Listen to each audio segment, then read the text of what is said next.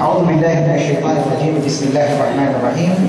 الصلاة والسلام على أشرف الأنبياء والمرسلين نبينا وحبيبنا محمد صلى الله عليه وعلى آله وأصحابه أجمعين. أما بعد، السلام عليكم ورحمة الله تعالى وبركاته. يقول الله تعالى في كتابه الكريم: أعوذ بالله من الشيطان الرجيم. اليوم أكملت لكم دينكم وأتممت عليكم نعمتي ورضيت لكم الإسلام دينا. ويقول الله تعالى في كتابه الكريم: ومن يشاقق الرسول من بعد ما تبين له الهدى ويتبع غير سبيل المؤمنين نوليه ما تولى ونصره جهنم وساءت مصيرا. So sa lahat mga nandito ngayon, wini-welcome natin ang lahat ng mga dumalo dito sa Masjid Al-Burhan, sa ibang mga jama'a na puntang ngayon dito para makasama natin sa diskusyon sa hapon na ito. Sa ating mga bisita sa pamumuno ng ating Ustad na si Ustad Nuruddin at ating kapatid na si Ustad Rashid Mendasa, mag-uusap sila ngayon patungkol sa napakahalagang talakayin. Ano itong talakayin at pag-uusapan nila? Delikatong talakayin ito kung hindi ba ilalagay sa tama. Ito ay patungkol kay Allah. Pag-uusapan nila ang tungkol kay Allah. Bagay, sabihin, itong bagay nito napakadelikado. Bakit? Wala pang nakakakita sa kanila. Sino ba nakakita kay Allah? Wala. So ngayon, pakikinggan natin itong dalawa, bakit nila pag-uusapan ito? Ano ang problema? So para hindi tayo malito, binabalik natin sa ating panuntunan sa religion. Ang panuntunan natin, kinumpleto at ginawang ganap ni Allah subhanahu wa ta'ala ang religion na itong Islam. At ang sabi pa niya pagkatapos naman, وَمَنْ يُشَاقِقِ الرَّسُولِ, sino ang sasalamsamin niya, sasalamatin niya ang Propeta Muhammad sallallahu alaihi wasallam. Pagkatapos naging malinaw sa kanya ang gabay, وَيَتَّبِعْ غَيْرَ سَبِيلِ الْمُؤْمِنِينَ, at susundin niya ang mga kaparaanan ng mga hindi mananampalataya, merong banta si Allah subhanahu wa ta'ala sa pagsunod sa mga hindi pamamaraan ng mga hindi, sa pagsunod sa pamamaraan ng mga hindi mananampalataya. So, pinapakaulan natin ito. At ganoon din naman, lagi natin sinasabi, ay anumang pagtatalo sa mga Muslim, sa usapin, anumang uri ng usapin, ibinabalik nila ito sa sunnah, sa Quran, sa salita ni Allah, at sa sunnah ni Prophet Muhammad sallallahu alaihi wasallam. So, ang tanong mga kapatid sa pananampalatayang Islam, bakit ba itong mga Muslim nagtatalo pa? Baka akala ng mga hindi Muslim, o tingnan mo, ang mga Muslim, nagtatalo-talo din? Hindi. Sa panahon ni Prophet Muhammad sallallahu alaihi wasallam, sinabi na niya na ang ummah na ito ay magkakaroon ng party-party. Magkakaroon ng pagkakawatak-watak. Magkakaroon ng pagkakawatak-watak. Sa yaman, nandiyan yung pagkakawatak-watak. Sinabi na ni Prophet Muhammad sallallahu alaihi wasallam, meron tayong babalikan. Ano yung babalikan natin? Quran at saka ang pamamaraan ni Prophet Muhammad sallallahu alaihi wasallam. Kaya napapansin niyo mamaya, pareha silang gagamit ng Quran at hadith ni Prophet Muhammad sallallahu alaihi wasallam. So dito natin gagamitin kung ano ang dapat natin ang puhunin. So hayaan mo nang sabihin ko sa inulit ko, ang mga ulama nagkakaroon ng diskusyon. Ar-raddu ala syubuhat. Ang mga ulama natin, mga kapatid, nililinaw ko sa ito ha. Itong ginagawa natin, hindi ito sa lumat sa utos ng Islam. Ipinag-utos sa atin ng Islam na linawin ng tama at pagpupulaanan ang kamalian. Qad tabayyana ar-rushdu min al-ghayy. Naging malinaw ang katotohanan sa atin at ginawa yung malinaw ni Allah subhanahu wa ta'ala ang mga pagkaligaw. قال الإمام أحمد رحمه الله: أصول السنة عندنا التمسك بما كان عليه أصحاب الرسول صلى الله عليه وسلم والاقتداء بهم. Ang prinsipyo ng sunnah, sabi ni Imam Ahmad, sa kanang amin, ang pagpapakay sa sunnah at tamassuk bima kana alayhi salatu wassalam. Panghawakan natin kung ano yung ipinamalas na kapamaraanan ni Propeta Muhammad sallallahu alaihi wasallam. Wal iqtida wa ashabuhu, kasama dyan ang mga kasamahan ni Propeta Muhammad sallallahu alaihi wasallam, wal iqtida bihim, at ang pagpapaakay sa kapamaraanan ng mga tao nito. So inulit ko po, itong pag-uusapan natin hindi ito tungkol sa salat o ilang rakaat. Hindi ito tungkol sa pagsasabi ng amin. Hindi. Ang pag-uusapan natin si Allah. Ano ang tungkol kay Allah? Saan ang luklukan ni Allah? Si Allah ba may kamay? Si Allah ba may mukha? Si Allah ba ay may anya? Huwag po kayong aalis at ito yung matutunghayan natin dito sa talakay dito sa hapon. So bago ko tatapusin, welcome kayo sa Masjid Al-Burhan at welcome kayo sa As-Sirat Al-Mustaqim Da'wah Center. Assalamualaikum warahmatullahi at tinatapos ko ito sa dua na sana matatapos ito ng maayos. Dalawa nagsasalita dito. Isang nagsasabi lang siya ay tama at siya din nagsasabi ang katunggali niya ay mali. So sana aalis dito na ang mali susunod sa tama. Sana ang mali susunod sa tama. Insyaallah subhanahu wa ta'ala. At mananalangin tayo na ito ay magiging fruitful na pag-uusap at maayos na pag-uusap. Huwag po tayo magsigawan, ha? Huwag po tayo magsigawan, mga kapatid tayo dito. Jazakallahu khairan. Wassalamu alaikum warahmatullahi ta'ala wabarakatuh.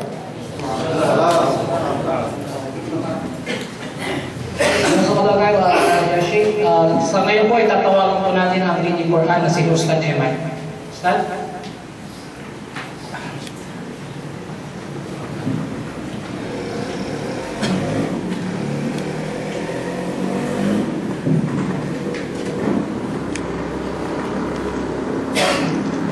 أعوذ بالله من الشيطان الرجيم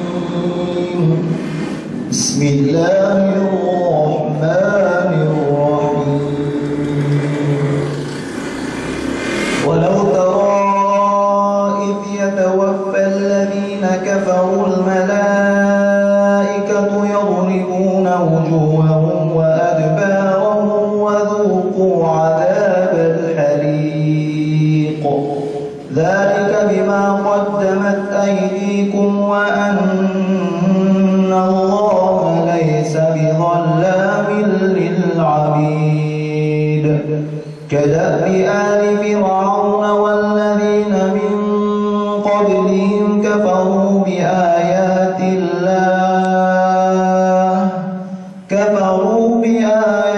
الله فأخذهم الله بذنوبهم إن الله قوي شديد العقاب ذلك بأن الله لم يكن مغيرا نعمة أنعمها على قوم حتى يغيروا ما بأنفسهم وأن الله سميع عليم كدأب آل فرعون والذين من قبلهم كذبوا بآيات ربهم فأهلكناهم بذنوبهم وأغرقنا آل فرعون وكل كانوا ظالمين إن شر الدواب عند الله الذين كفروا فهم لا يؤمنون صدق الله العظيم. Assalamualaikum po sa lahat ng mga kapatid. So, ang title po ng pag-uusapan is Salafi and Ash'ariyya Debate. Ito po ay isang friendly discussion po sa pagitan po ng dalawang panig na si Sheikh Rashid Indasan at si Sheikh Nuruddin Makabundag. Ang kanilang pong paksang pinag-usapan ay sino ang nasa tamang paniniwala sa tauhid, asma wa sifat. So, ang first stand po ay titindig po natin po 40 minutes at ito po ang both side. At cross-examination naman po ng 15 minutes po, both side din po. At rebuttal ng 20 minutes at ang cross-examination ay lalagyan po natin ng 10 minutes at papunta po sa conclusion natin 10 minutes po. So ngayon, ito pong debate na to ay may consider natin is unfriendly discussion. At habang maaari mga kapatid ay akin pong hinihiling po sa inyo na hayaan po po natin ang dalawang mag-usap sa debating ito. At pangalawa, meron po meron pong mga rules sa gagawing pag-uusap na ito. Una, ipinagbabawal ang argumentative question. Ano po bang ibig sabihin nito? Yung alam mo na yung sagot sa tanong mo, tapos itatanong mo pa sa kanya. Siguro maaaring magkaroon po ng clarification ang bawat isa. Pangalawa, ito po ay pinagbabawal ninyo tinatawag natin argument of silence, o ibig sabihin naghahanap ka ng letra by letra. Pangatlo, ipinagbabawal din po ang argumentong non-sequitur. Ibig sabihin is doesn't follow. So, marami pa mga argumentation dyan na pinagbabawal, at especially ipinagbabawal din po yung ad hominem, o ibig sabihin pamipersonal sa kausap. At bilang isang moderator, pwede pong magreklamo ang dalawang panig kung hindi po nasasagot ang tanong ng bawat isa.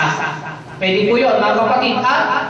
At ang pag-uusap din po sa dalawang ito ay ang pinapahintulutan lamang na tanong sa dalawang panig ay yung sang-ayon sa paksa ng pag-usapan at sang-ayon sa argumento ng kausap at sa binasa ng kausap.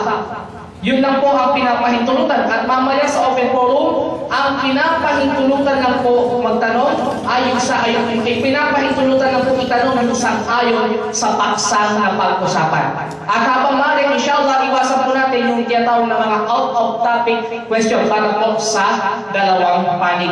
So, bali, sino po ang timer yan? Timer po. Para magsimula na po pag-usap. Timer. Start timer. Sino ito pong timer para sa? Okay, si Brother Adam. So bro, mag-senyas ka na. So pwede na. So pag... Anak ko na siya ito eh. Okay, pwede naman po. Pwede naman po, inshallah. So bale, ang unang pong titindig, sino po ba siya? Okay. Okay, toss coins na lang daw po. O, sino po ang una? So, ikaw na po siya. Okay. Ikaw na naman timer. Okay, toss coins na lang. Papayag pa kayo ang dalawang panig na mag-toss coins kung sino sa inyong mausap. Sino sa inyong mauna. Pag hari ang lumabas, okay po, ang unang naharap si Sheikh Rashid. Pag corona, si Sheikh Nunudin. So, ayun ang feeling na ating siya. Pasok ko inshallah, simulan natin ang toss coins. Para ko siya eh. Para ko siya eh. So, ang unang lalabas, ang unang naharap ay si Sheikh Rashid Itlasa sapagkat hari po ang lulumabas. So, inshallah, okay na yung time? Okay na? Sheikh Rashid, simulan na? Yes? Salamat sa kapatid ng Ustad Nunudin. Gusto ko lang maging malinaw para maging malinaw rin sa lahat, lalo na yung mga hindi pa pamilyar. Gusto kong maging malinaw kung ito pa ay nagkakasundo tayo. Kasi kung nagkakasundo tayo dito, huwag na tayo mag-usap. Diba? Regarding sa kung saan si Allah, ako, siyempre, kumbaga, ito ay tanong na may sagot sa parte ko. Naniniwala ko na may lugar si Allah. Naniniwala ko, nakikita ko si Allah. May mukha si Allah, may kamay si Allah, may mata si Allah. At may, itong nakasulat. So, ito ba malinaw sa iyo, Ustad, para... Okay. Unang paksa rito, yung ay Allah, nasaan si Allah. So, hindi mo kailangan sagutin kung ito ay... Oo, wala kayo, may lugar ng Allah. At hindi ko po pinapatanin, walang lugar ng Allah. Okay. Sa face of Allah, yung nakalagay sa Quran, kasi pag-usapan ko namin, Quran. So, ano po ba ang titignan? Yung vision ng Allah, makikita po siya Allah. Ako, naniniwala po ako na makikita ng mga tao papasok sa paraiso ng Allah subhanahu wa ta'ala binabekli. Para maging malinaw. Hindi ka tulad ng mga sila kung hindi sila naniniwala na mga... Kasi kaya ako ginawa ito, kasi may mga hindi pa familiar ko dito. Kaya nga ako supposed to be, yung mga nandito sana, yung mga matatagal na. Pero magkagayon pa man, the show must go on. Inshallah pala, lawakin mo lang ang talaga. So yun ako. Inshallah, so maliwanag na na. So, Sheikh Rashid, ready ka na ba sa presentation mo?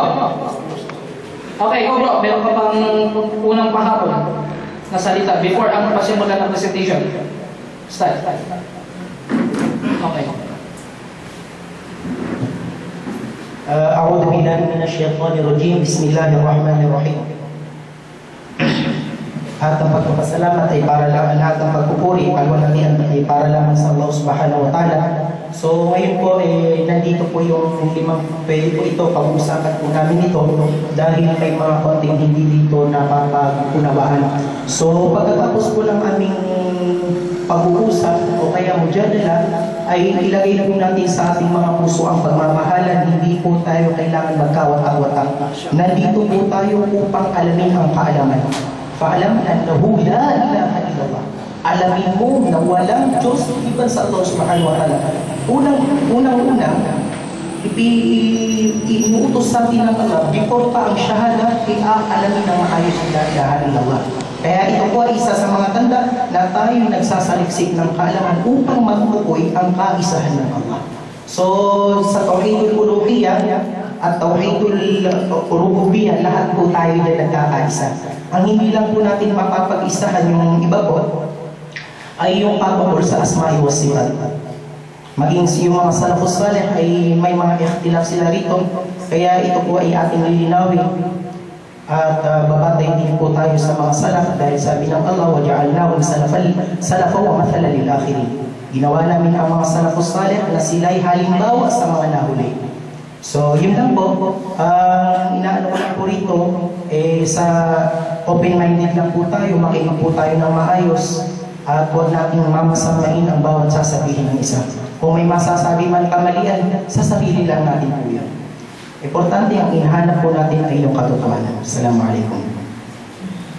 So, ulitin ko po, ang pag-uusap ay sa dalawa lamang at habang maaari ang audience ay mamaya na lang po sa open forum. So, inshallah, your Sheikh, ready na po? Okay, inshallah. Go. Alhamdulillah, alhamdulillah, rabbil alamin, wassalatu wassalamu ala ashrafil anbiya wal mursalin. Nabiyina Muhammad wa ala alihi wa sahbihi ajma'in. Assalamualaikum warahmatullahi ta'ala wabarakatuh. Waalaikumsalam warahmatullahi wabarakatuh. Kilala po ninyo ang inyong pong kapatid na nakikisalamuha po sa Hindi ako ng liwanag. Pero iingatan ko po ang aking sarili sa ngayon sapagkat ang aking pong ginagawa sa mga katunggali natin, sa mga ghairul muslimin, siguro mag-a-adjust ako at hindi ko gagawin sa mga pagkakataon ito. Sapagkat tinuturing ko kapatid natin ito. Well, para sa mga bago, hindi po ito bago itong ginagawa ho natin. Siguro, familiar kayo, kahit sa YouTube, makikita po ninyo si Sheikh Bilal Phillips at saka yung isa pa, ay mayroon din silang discussion regarding sa pagsasala. So ito, very fruitful. At ito, let me find wrong, ito noon, kahit yung mga ulama natin, yung mga masyayikh natin, sa masjid, ginagawa ang mga bagay nito para sa paglilinaw ng mga creed. Ngayon, specific yung aming pag-uusapan tungkol sa Tauhid al-Asma'i wa Sifat. Sa Tauhid o kaisaan ni Allah patungkol sa mga pangalan at katangian ni Allah subhanahu wa ta'ala. Ngayon, ano po ang stand po natin? Bago po yan, nais ko itong ipakilala po sa inyo. Ipabatid po sa inyo ang sinabi ni Propeta Muhammad sallallahu alaihi wasallam, "Fa'alaykum bisunnati was-sunnati al-khulafa'i ar-rashidin." So, you must keep to my sunnah and to the sunnah of the rightly guided caliph. Ang aking pamamaraan, dapat panghawakan ninyo. Pati yung pamamaraan, yung sunnah ng mga al-khulafa'i ar-rashidin. Yung mga rightly guided caliphs.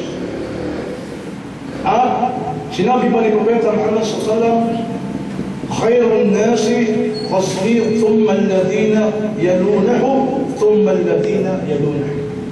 Ito po'y patungkol sa sinabi ni Propeta Muhammad sallallahu alaihi wasallam, the best people, ang pinakamainam na mga tao are those of my generation, yun po yung mga sahaba.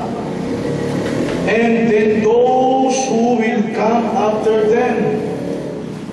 And those who will come in the next generation. So, in other words, ang pinaka-the best ay mga sahaba ang mga tabi'in at yung mga tabi-tabi'in. Itong 3 generation na to, ito yung pinakamainam na umusbong sa sangkalupaan. The best people, sabi ni Propeta Muhammad sa bakit? Kasi sila yung mga first hand when it comes to knowledge. Galing sa sahaba, minana ng mga tabi'un, at minana ng mga kasunod nila. Sila ng pinakadabesana, dapat tayo susunod sa kanila. Kung ano yung kanilang pinaniniwala, yun ang susundin natin. Wala nang iba. Kahit sino pa yan. Salamat naman sa mga sinabi nila, dapat huwag nating tanggapin. Yun ang ipinagpapauna sa atin ni Propeta Muhammad sallallahu alaihi wasallam. Sabi nga ni Sheikh Salih Al-Fawzan, hindi ko alam kung tinatanggap niya. Isa yan sa mga katalap namin. Kasi, by the way, gusto ko lang maging clear sa inyo. Sino sa inyo ang balik Islam nag-Muslim sa Saudi Arabia? Taas ka natin. Bukod ba dyan? Marami. Okay. Siguro pati rito, mga balik Islam po. Sino po? Mga balik Islam. Na nakabasa po ng mga libro galing Saudi Arabia. Di ba? Kayo po yun, di ba? So, malinaw po sa atin, sasama ko na sarili ko, malinaw po sa atin, halos lahat ng librong nabasa natin, galing doon sa Saudi Arabia. Yung mga sinulat ni Sheikh bin Baz, rahimahullah, Sheikh Uthaymeen, rahimahullah, Sheikh Albani. Kaya lang, to be honest with you, to be frank with you, siguro huwag ka muna sumagot, Ustad, no? Mamaya paliwanag ko. Ayaw niya doon. Yung mga nabasa niyo kay Sheikh bin Baz, Sheikh Uthaymeen, Sheikh Albani, ayaw niya. In fact, kung hindi man siya, yung mga Ash'ari, yung mga masyayikh ng Ash'ari, may mga sinabi, dapat talaga kila Sheikh bin Baz, Sheikh Uthaymeen, Sheikh Islam Ibn Taymiyyah, Sheikh Albani. Ano yun? Yun yung mga aklat na pinagbabasa natin. Yun ang mga aklat na naging daan upang tayo ay magsyahada. Pero sa kanila, mali yun. So kaya nililinaw natin. Kung mali yun, ano yung tama? Meron kaya silang libro mapapakita sa atin na tama. Ano pong sabi ni Sheikh Salih Al-Fawzan? The reason for this unity is opposing the manhaj of the Salaf. Ako po, magpapakilala po ako sa inyo. Ako po ay nagsusumikap na makasunod sa manhaj ng mga Salaf. Ano Salafi? Okay. Ako po. Sumusunod sa manhaj ng mga Salaf. Nagpapakilala po ako sa inyo. Kaya, sino po yung opposing the Sahaba and those who follow them? So the Salaf ay ang mga Salaf ay may minhaj. At ang minhaj nila, this minhaj in all situation was based upon the Book of Allah and the Sunnah. Yan ang sinabi ni Sheikh Al-Fawzan. So, yung kung maging malinaw po sa atin, kasi ako, nung nabasa ko Quran, and by the way, hindi ko, para sa akin, ito yung opinion ko, hindi mo naman kailangan maging scholar para maintindihan mo yung hindi, yung really. Tumigil po ako sa mga sandaling ito, hindi dahil ako pa-scholar, hindi, I'm not a scholar. Pero masasabi ko lang, nakuunawaan ko ang aking reliyon. At nakatulong yung mga aklat na nabasa natin. Partikular sa Saudi Arabia. At yun, yung mga kapatid natin ng mga Salaf na sumusunod sa manhaj ng mga Salaf. Sahaba, tabi'in, tabi-tabi'in, yun po ang mga binasa natin. Na mamaya, may paliwanag niya, bakit ayaw niya sa mga nabasa natin? Of course, partikular ito ang malaking pagkakaiba. So, naging malinaw po sa akin. Bago po ipaliwanag patungkol po dito sa mga aynawa na sa atin Allah, bago ko po ipaliwanag yan, gusto ko pong maging malinaw sa mga kapatid. Regarding sa mga sifat ni Allah subhanahu wa ta'ala, sa ganang amin, kapatid, Amin itong ipinapaliwanag o amin itong ibinabasa as it is na walang ta'wil o pagbibigay ng ibang kahulugan. Interpreting their meanings into different things. Actually, hindi ito bago eh. Hindi siya yung first time na nakaharap ko eh. Meron pong isang babae taga-Lebanon, Habashi, pati mo lang ng paniniwala nila, mga Habashi. Nangahas na mangaral tumindig po sa amin at tinanaw sa radio, sa DWW, nagpakilala siya ang marunong. Ang sabi niya, lahat ng Muslim sa Pilipinas at lahat ng Muslim sa Saudi Arabia dapat magtawbah, dapat magsyahada sapagkat mali ang paniniwala nila. Kaya hindi po kami nakatiis, tumindig po tayo. Kaya hindi po biro itong usapin na ito. Kaya nga, I even encourage him to watch yung sa YouTube, AICP. Sila po ang mga prominent Ash'ari, dependent ng mga Ash'ari. Diyan po sa Amerika at sa Europe. At hayagang sinasabi nila that we are not Muslims. Sana hindi siya ganun. Ha? Kaya nga sabi ko sa mga, hindi po biro ito. Tinakpir po tayong lahat. So I hope hindi siya ganun. Kaya nga po, magaan po ang kalooban ko sa kanya. Ayaw ko po talaga sa posto dito. Kaya nga sa ikalilinaw po. Kasi ang layunin po ng Masjid al-Burhan, kasama ko po sa Muhammad Adam, ay hindi po ang tunay na akida. Itayo ito sa kanino paman o sa sino paman. Wala pong tasbih o tangtil, pagbibigay ng kahalintulad, resemblance o similarity sa mga nilalang. Okay? Wala pong takyip o pagtatanong o kayyip o paano, o howness sa English. Pagtatanong kung paano sa mga katalagahan o essence o sa kanyang nature. Inquiring into their true nature. At taktil, hayagang pagtanggi o pagpapabula sa mga katangian ni Allah. So sana naintindihan po ninyo yung standard. Simulan po natin isa-isa. Ngayon, where is Allah? Saan siya Allah? Paano ko papatunayan itong mga gusto kong patunayan patungkol sa Tawhid al-Asma' wa Sifat? Una, sa pamamagitan ng Quran al-Karim, sa mga salita ni Allah subhanahu wa ta'ala. Pangalawa, sa mga sunnah, sa mga sinabi, sa mga katuruan ni Propeta Muhammad sallallahu alaihi wasallam. Pangatlo, sa isma ng mga sahaba, kasama na ng mga imam nabi, kasama na ng mga Muslim scholar. Ang apat, sa akal o sa reasoning, sa intellect. Panglima, sa al-fitra o natural disposition o sa katalagahan natin. Ganyan po siyang kikitigan. Una, ang sabi ho ng Quran,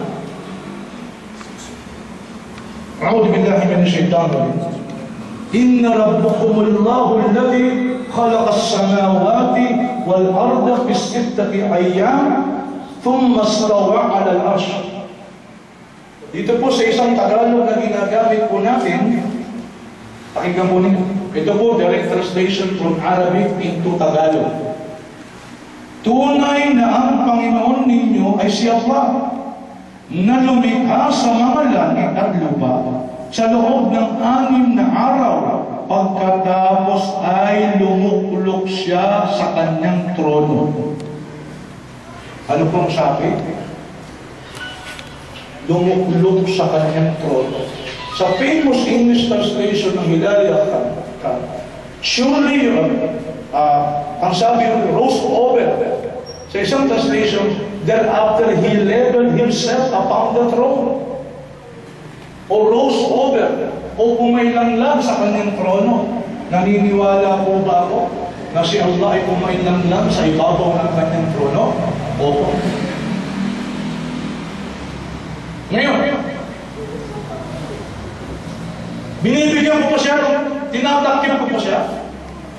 Yung howness, tinatanong ko. Itanong mo sa akin, paano siya lumuklok sa kanyang trono? How he ascend? How he rose over his throne, I do not know. Hindi ko po alam. Ngunit hindi ko po siya tinanaktil. Ano yun? Sapagkat ito po ang ating karap na yun. Hayagang tinatanggihan mo pagpapawala sa mga katangian ni Allah. And correct me po, mamaya po.